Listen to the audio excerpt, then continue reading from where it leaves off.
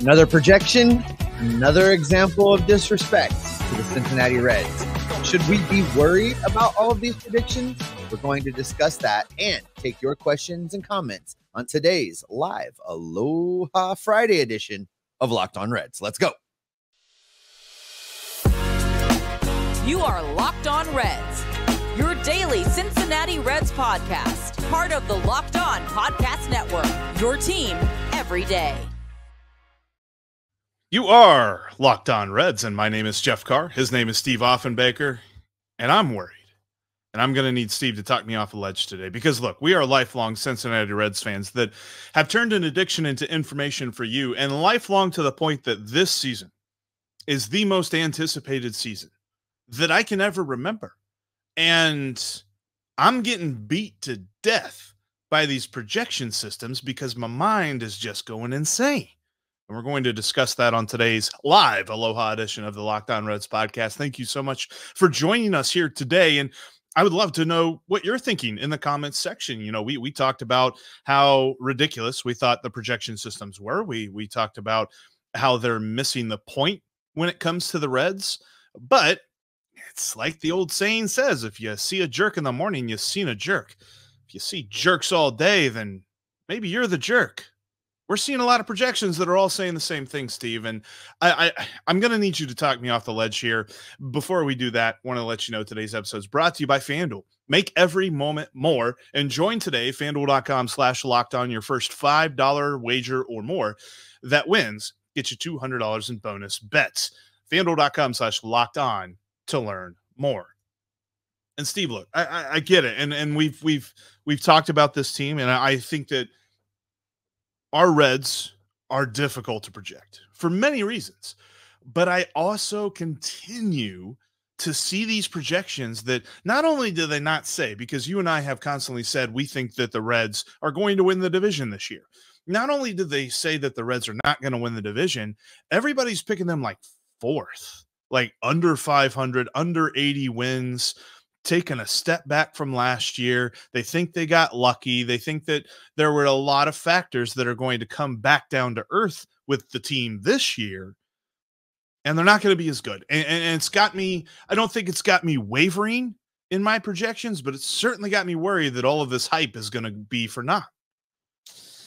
You know, these projections, Jeff, they take the player's body of work and simulate things out multiple seasons, simulate out thousands of the same season, and they come up with these numbers. Here's the problem that I have. In the absence of real data, you cannot project that every single player on the team is just going to get worse. It's true. You don't have the information, so say that. There is no good reason to think that any particular player is going to fall flat on their face. There is absolutely no reason at all to think that every player is going to fall on their face. And that's the starting point to these. So when you look at these projections, and it's really unfortunate because this is probably the most hyped, anticipated team, most hyped, anticipated season that the Reds have had in a long time. We don't normally go to the comments this early, Jeff, but I'm going to go to this one because it's really on point. This is from Doug. He says he's probably the oldest guy on the pod, and the only time he's ever been this positive about the Reds was when they were developing Perez, Bench, May, Concepcion, Nolan, etc. I have to think this is how that felt, Jeff, when all of those rookies were coming up for the Big Red Machine. I have to think it felt like this. And I bet you that these yahoos at the national projection sites would have said that that Reds team was going to fall flat on its face as well. No, and that's fair. And I think it's the constant barrage of this projection and that projection saying 78, 79 wins, which it's like, all right, if you'd have told me a couple of years ago that this experiment was going to get them to the point where they are getting closer and closer to 500, I think I'd have been all right with it. But we have constantly said that 2024 is the target year. 2024 is the year that really they can start to expect this contention window to really open.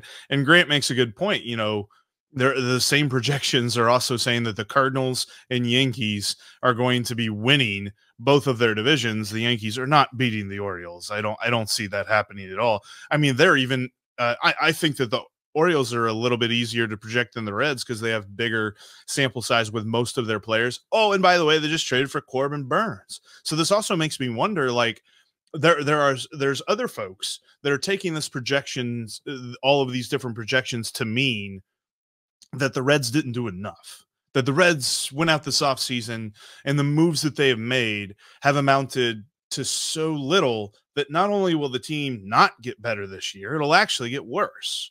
And I find that hard to believe because, sure, did they go out and they get Blake Snell? No.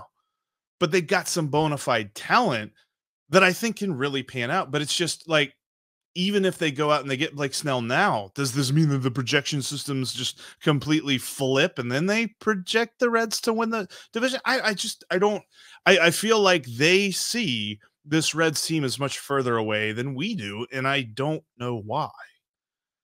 You know, Jeff, it's wet blanket season is what it is. The national folks they don't have any news to talk about per se.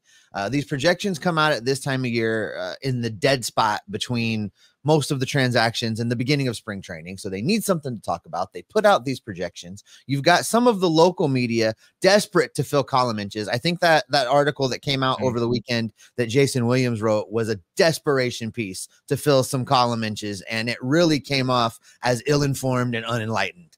And I hope that somewhere along the way, he puts out a make good to talk a little bit better about this team because, you know, Jason's good at his job, but I did not agree with his take, and I really didn't like the tone of it. In this anticipation period when we're all getting ready, I was telling you yesterday, I am so jazzed and ready for baseball to start. I am ready to put a game on and watch this team play. So, you know, I understand, Jeff, why you're feeling a little shaken today. I get it, but you just look at what's true. And when I say look at what's true, I've got to go straight to the team's baseball reference page. Okay. Spencer Steer was 19% above league average, OPS plus of 119. Jonathan India, who got a lot of knocks, played exactly league average at 100. TJ Friedel, 118. Will Benson, 130. CES, 113. Matt McLain, 129. Fraley, 109. We got others that played above their heads in part-time participation roles. Nick Martini, 139. Noel V. Marte in his limited exposure, 120. These are all guys that were playing above league average, Jeff. They're not all going to fail. They have demonstrated what they can do. They have demonstrated that being in the big leagues is not above them. They're not in over their heads. So take a breath, take a step back from the ledge. Look at what you know to be true, what you've seen with your own eyes, because these national guys probably haven't even watched an entire Reds game all of last year. We've seen it. We know it. We've been there in person. We've given them the eye test. We can see the numbers on our screen. That's a compilation of their stats. We know these guys are going to be okay. Yeah, no, and I would definitely say that brings me a little bit further from the edge. And the one thing, though, that I keep falling back on is that they continue to look at this pitching staff and think that there is just no redeemable value. Like, they have Hunter Greene basically mid-4 ERA. They have Nick Lodolo not starting all season. They have Alexis Diaz really regressing. Like, I don't know what they see in the Reds pitching that makes them feel like they're going to be this bad, but they're all projecting that the Reds are going to give up just as many or close to as many runs as they gave up last year. And we both said how much they were hurt and how much they missed the actual key contributors that they should be counting on. Now that those key contributors are healthy, projection systems continue to believe that this pitching staff will continue to be inept. Yeah, there's something wrong with the way they projected the Reds pitching. And an example of that, I will use a guy that wasn't here last year, and that's Brent Suter. His projection is 4.6 for an ERA. He has not had an ERA that bad ever. His last 3 years were sub-4 ERAs, all in the threes, and he pitched last year in Colorado. What in the wide world of sports makes any of these people think he's going to come into Cincinnati, which, you don't get to say this often, is a better place to pitch than where he was, and have worse results? Why would the projections show that? That's why I think the projections are just broken. we shouldn't pay attention to them. But the problem is that in this time period, in the absence of news, they carry so much weight, and it's all that anybody's going to be talking about. And it has the tendency to derail your optimism, and it has the tendency to kind of deflate you a little bit, especially in a town like Cincinnati, where you have just been waiting for a day like this to come along and be able to be excited. Yeah, and I agree.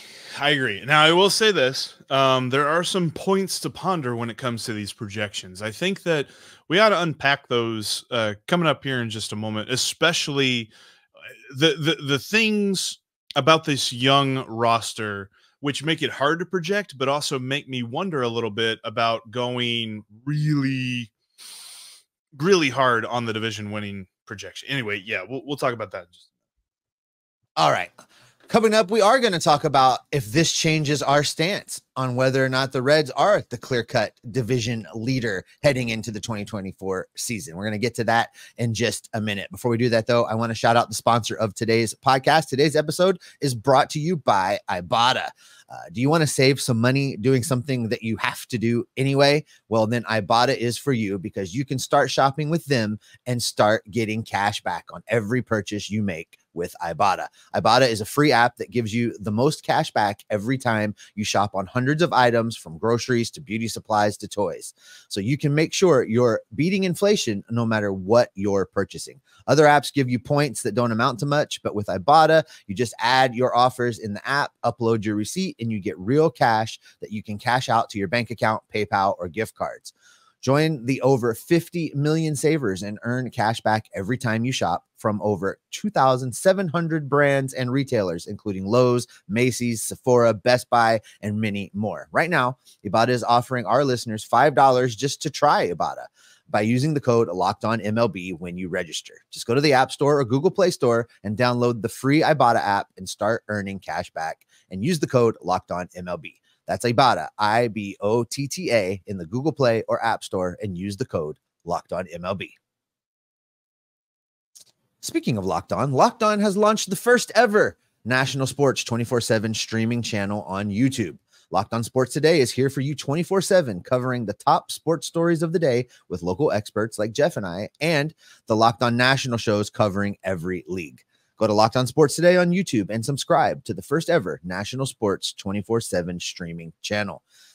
Coming up on the next episode of Locked On Reds this coming Monday, I sat down with Reds first round draft pick Ty Floyd. We're going to have a conversation about his baseball journey, basically, Jeff. We went all the way back to Little League and travel ball and worked our way forward to high school and a couple moments he had there, and then to college at LSU, and a really big moment he had for LSU pitching in the College World Series, and then on to being drafted and his plans for the minors and what he's going to try and work on and his pitches. Lots and lots and lots and lots of content in there from this young man that's just getting his professional career started. So make sure you're subscribed so you can check that out.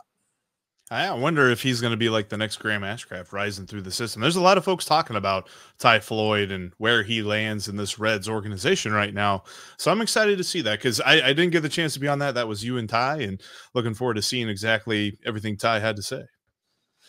All right, Jeff. So hopefully I've got you back off of the ledge just a little bit. I think so. But I know that also this has dampened your whole, let's claim it. Let's speak it into existence that the Reds are running away with the National League Central. I'll let you talk about that a little bit, but I am not worried.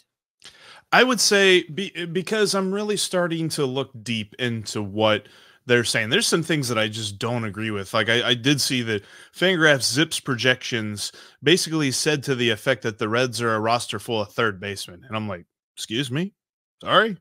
I saw a bunch of shortstops on this team, not third basemen. I think he's talking about the 2021 version of the Reds. There were a bunch of third basemen on that team, but the 2024 Reds are completely different. I think there's plenty of talent there, but I think that the thing that we said and the point that we made the other day, whenever we were so vehemently against the PECOTA projections, was that this team being so young and having so much upside makes it hard to project, because it feels like they're projecting the baseline. They're projecting what they think they know about these players. And when you don't know that much about them, And when you don't have that much data to go on, it belies a very conservative projection, because I just feel like if you were to tell me all the things that all the things that could go wrong with this Reds team this year, outside of everybody getting hurt, because obviously that's going to kill any team.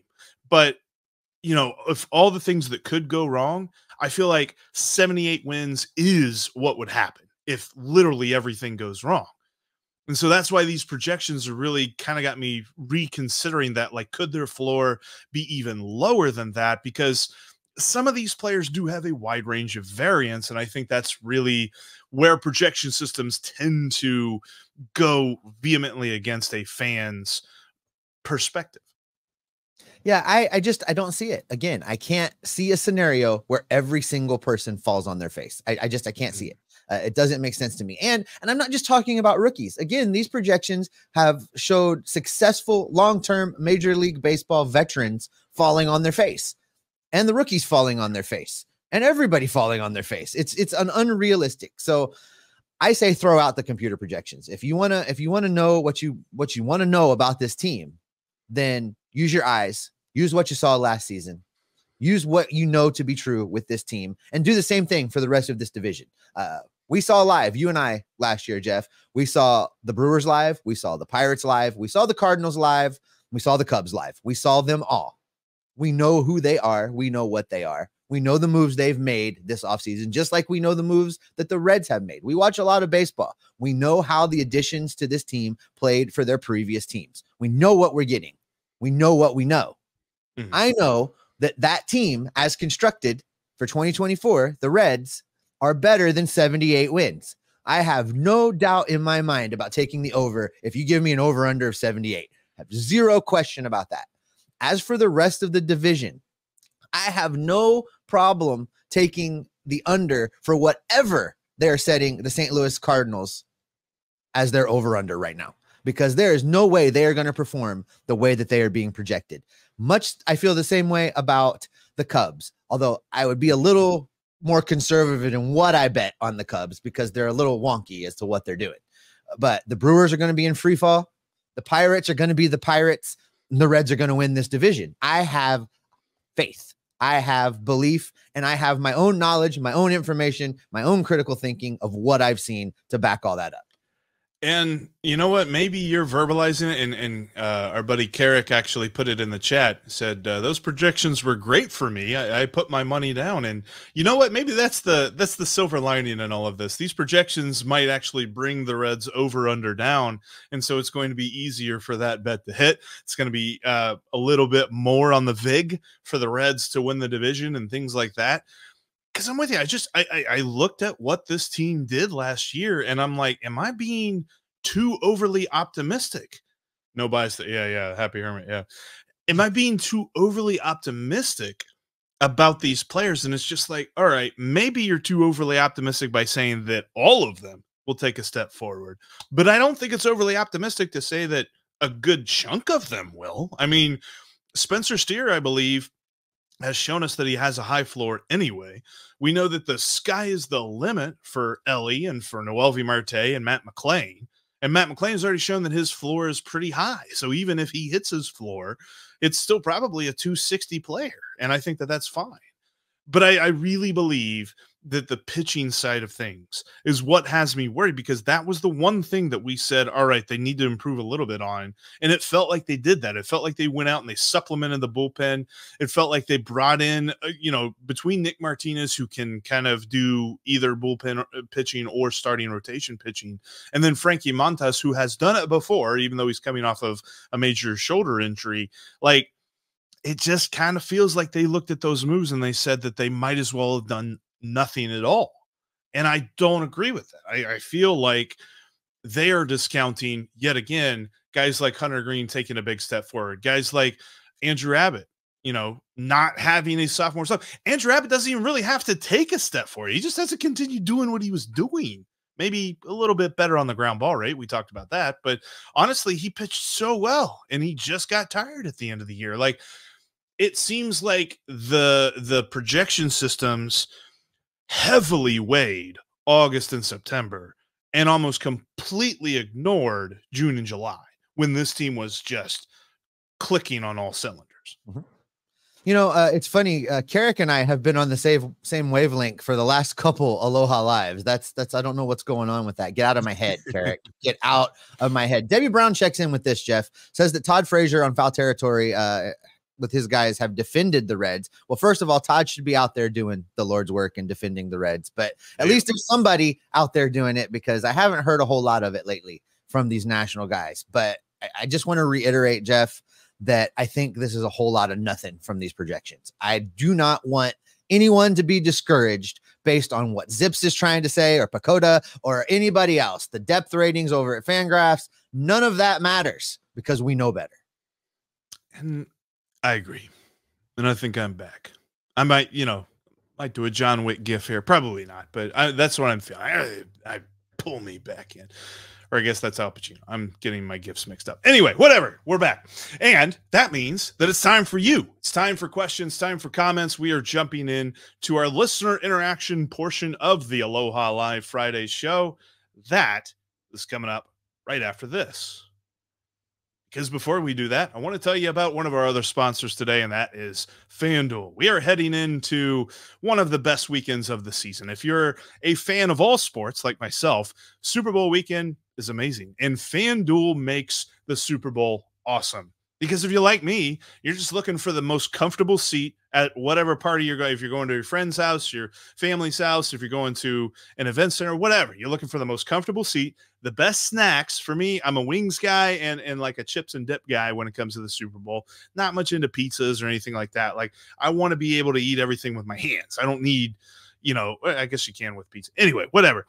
Good food, good seats, good wagers. FanDuel is going to help you out with that. Head over to FanDuel.com/lockedon, and your first wager as a new user of $5 or more that wins will net you $200 in bonus bets on the Super Bowl. It's still 2.5. It's been like 2.5 ever since the championship week was concluded, but the 49ers are actually 2.5-point favorites over the Chiefs.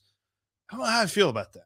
And I'm not even sure that I'm going to know how I feel about that until kickoff. So we'll see exactly what goes down. But I know this. They still have the Reds over under at 82.5. I wonder if that comes down a little bit. Maybe keep an eye on that with all these projection systems saying otherwise. You can check that out at FanDuel. Go to FanDuel.com/lockedon and join today. Again, new users with a $5 winning wager get $200 in bonus bets back. FanDuel is an official partner of the NFL and the official sportsbook of Locked On. You can follow the show in between episodes. You can follow us on Twitter X at Jeff Carr with 3 Fs. You can follow Steve at S. Offenbaker with 2 Fs. And you can follow the show at Locked On Reds. There's no Fs in that. You can also join the Locked On Reds Discord page. A lot of great folks talking baseball over there. They're talking to each other on and off the ledge different times when it comes to different things, different news items all throughout the offseason. And as we head into spring training, we remain active talking Reds all day, every day on the Locked On Reds Discord page. Also, check out InsideTheReds.com. A lot of great coverage over there by myself, Steve, Caleb Sisk, Adi Elmore, Rick Uccino. A lot of great folks writing Reds baseball. By the way, James Rapine as well from Locked On Bengals is also covering the Reds over at InsideTheReds.com. Bookmark it today. All right, Steve, we are into the listener interaction portion. I know that folks have been joining you, and I appreciate everybody for joining you in the chorus of talking Jeff off the ledge today. I don't know. We were sitting down to record, and I was just like, man, I'm in a bad way. We need to figure this out. We need to talk this out because these projection systems got me down. And you're absolutely right. This team is beyond computers, and I'm back, baby. We're back. All right. Well, let's get into a couple of these comments. We're not going back on the ledge, but I am gonna take a couple in conjunction here, and then we'll talk about it. Sin City Boxing Authority weighs in with this. Says we have 5 different players with at least 20 bombs. Starting pitching is still my only concern because no one can stay healthy. And I want to follow that with this. Luke Goodman says, with Rhett Lauder, Connor Phillips, and others near ready, and having a young core already in place with Greene, Ashcraft, Lodolo, and Abbott, how do the Reds make rotation room going forward? Okay, so let's take these two things together. So for Sin City Boxing, if there is some injuries, they pretty much have 2 full starting rotations stashed already. They have built some serious depth with guys that are ready to go. Now, I don't think Rhett Lauder's one of them. I don't think he's ready quite yet, but there are guys. They have built a list of 8 to 10 names that could start a game at the big league level, and you would feel mostly okay with it. Gone are the days of calling up some guy you've never heard of to make an emergency start. To the point of how do they make room for the guys if there aren't injuries? Well, there will always be little things. Somebody's going to have a tired arm and need to skip a start. There's going to be some rain this summer in Cincinnati. It always happens. There's going to be a doubleheader somewhere along the way where guys have to make starts. There's going to be a nice, easy churn through this. There's going to be guys that get their opportunities. There's going to be guys that struggle and maybe need to shut it down for a bit and work on something, or they're going to have that case of inflated ERA that they call tendonitis or whatever it is they put on the injury report, and somebody's going to get a start. What I'm saying is the normal course of a baseball season is going to create opportunities for everybody to get a look. And then it boils down to what you do with that look. And the best 5 guys, may they continue to start every 5th day. I think that's just the way it's going to work. That's definitely something that Nick Krall is going to have to keep an eye on. Like, there's gone are the days where we can just sit through 4, 5, 6 rough starts. Like, if a guy is hitting a rough spell, there's somebody else to take his place. And I think too, the point about the future, and there's definitely going to be more conversation down the line when it comes to what the future of this pitching staff looks like.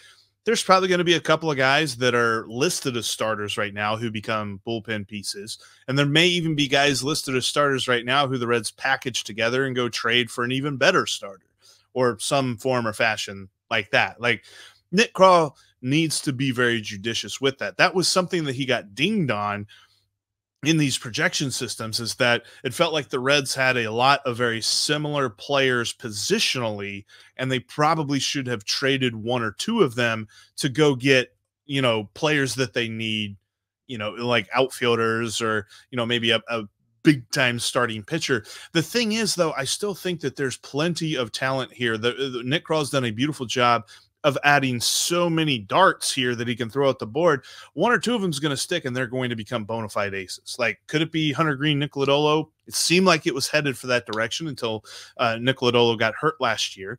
And maybe Hunter Greene can still step up. Maybe Andrew Abbott joins that conversation. Maybe Graham Ashcraft continues that way. I don't know. But the good news is they have a lot of different opportunities here, and they're not just banking on a couple of guys. All right, let's move off of pitching and go to the outfield. That's still the area that I think needs improvement. And Alex wants to know why. Alex says, why are people still wanting a power right-handed outfielder? Is that not Steer? Even when there's a lefty on the mound, Friedel will be in center, and Benson. Now this is the part where we're gonna fix this. But he says Benson has a 275 average against lefty starters. He does not. Career splits for Will Benson against left-handed pitching. 130. 200, 174. That's his slash line. I don't think he is the answer versus left-handed pitching. I don't think he should get an opportunity to start against left-handed pitching. They need a right-handed power bat to platoon with him. Whether that comes from somebody that's on the team now, is that CES? Is that Noelvi Marte? A lot of people think it could be. Is that where they stick Jonathan India? Not the power bat that I want, but it keeps Johnny in the lineup and from making noise, I guess. So there's options that do not include starting Will Benson every day against left-handed pitching. We're just looking up his point because Baseball Reference does split it up, like based on, is it just all left-handed pitchers or is a left-handed starter? And it does say, I'd have to see more qualifications as to what this is, because Will Benson against left-handed pitchers on the splits has 6 hits and 41 at bats. But then according to this same split, it says against left-handed starters, he has 9 hits in 32 at bats. I don't know. There's some weird mathematical gymnastics that are going on there. I wonder if the left-handed starter category is statistics from where any left-hander started a game and doesn't take into account that he came into the game later, because he switches into games lots of times when the pitcher changes. So I'd have to look and see how Baseball Reference is breaking down this particular stat, but his overall numbers against left-handed pitching, period, just left-handed pitching, his slash line is 130, 200, 174. And that's just not going to get it done on an everyday basis. And it was something that he carried with him during the minor leagues as well. Now, in the minor leagues, he had a better on-base percentage than he has shown in the majors against left-handed pitching, but it's been the same. He does not hit left-handed pitching. So could he figure it out? Maybe. It's just both Steve and I's opinion that the Reds don't really have the luxury of figuring that out this year. That's why we said they needed another right-handed guy to platoon with Will Benson.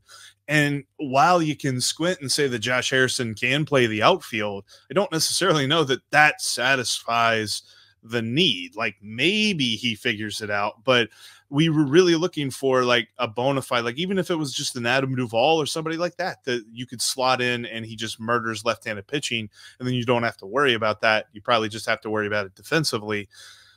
Yeah, that's where we come up with the right-handed knee, because I just don't see Will Benson figuring out against lefties to the point that it becomes a strength and it becomes something that leads the Reds to the playoffs. This from John, and there's a little side conversation going in the chat, Jeff, about Hunter Greene. John says Greene is the one that scares him. He cannot continue to pitch 4 1/3 inning, give up 3 bombs, and throw 100 pitches. That's not an ace. There were some other comments further back, Jeff, that said, "Is this the boom or bust year for Hunter Greene? What if he's not the ace that we think he is? What do the Reds do then?" I think all of that taken together, if Hunter Greene can't turn a corner, and I think he will turn a corner, let me be clear, but if he cannot, there's a lot of depth and there are a lot of guys hungry to come take his spot. And while the Reds did buy out some of his free agent, a year or 2 of his free agent years, and have him signed all the way through the arbitration period, it's not debilitating money as far as this particular small market franchise is concerned. They did pay him a little bit more than he probably would have gotten, but they created a stable situation. All that being said, Jeff, I think Derek Johnson's going to work with Hunter Greene and continue to work with Hunter Greene, and I think they're going to figure it out. I think you're right in that you can not have to look very hard to see him getting his strikeout totals up near 200s. But my point, the point is not lost on me here, where he's got to start going deeper into games. He's got to be not only, continued to have greater success against the hitters, but he has to be able to be pitch efficient. He can't throw 100 pitches through 4 innings anymore. He's got to stretch that out. That's definitely something that has to be figured out, even for him just to be a viable starter. Like, we're not even talking about ace material. If he continues to have these 4 inning starts, which, make no mistake about it, I think we as Reds fans fixate on those. He had plenty of 6 inning starts last year. There was not a case where it was just like, it was all he did was go 4 innings every time. Like, he had some of those starts, but he also had 6 inning starts. He had the same amount of, I think, balance between the two as you would expect somebody who's only in their 2nd year in Major League Baseball. We do have a lot to cover, and I definitely want to get to Brendan's question, but I do want to cut it off right here. But if you're watching this back, thank you so much for checking out part 1. We got part 2 coming at you just a little bit later on here of this live Aloha edition of the podcast. If you didn't get a chance, make sure you join us. 2 p.m., 2:05 p.m., depends on how the afternoon goes sometimes. We're on Friday afternoon. Jeff time around here. What are you talking? We're on Jeff time. During the afternoons, Friday afternoons, all through spring training, because we're going to be locked on Reds every single day.